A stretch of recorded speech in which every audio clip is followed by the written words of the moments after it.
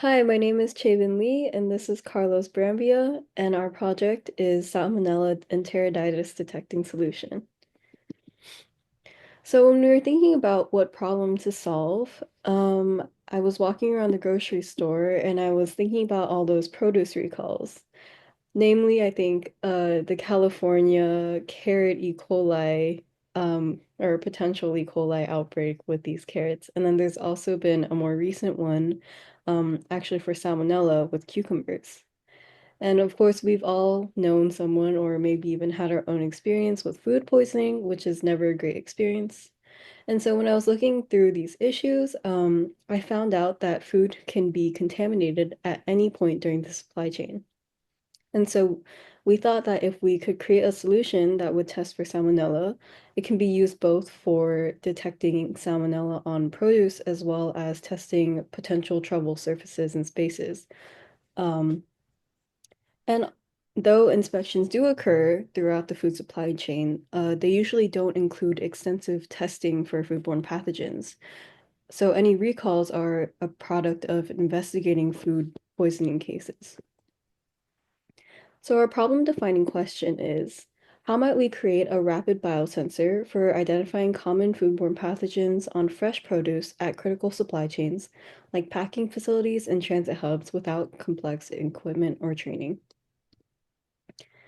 And when we were ideating, we used these techniques of reverse brainstorming and the Crazy Eight exercise um, to essentially go through and bounce ideas around and just get us started. We also used AI like ChatGPT, and we put the following prompts we used to kind of help get us into this thinking space.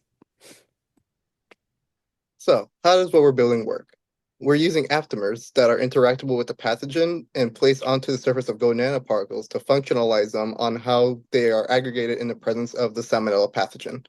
Without a pathogen, it keeps the nanoparticles separated and so in the red domain. While when the pathogen is present, we want it to cause an aggregation of the gold nanoparticles so that they get much closer together and cause a shift in blue for color. We'll get started by first testing this aptamer nanoparticle solution directly onto salmonella in a petri dish to see if the solution color changes with the presence of salmonella. Our controls will be salmonella bacteria and also clean unused petri dishes for the negative control.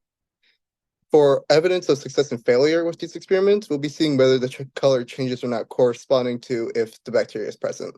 So as previously stated, if it's there, we want it to go blue. If it's not there, we want it to stay the red color.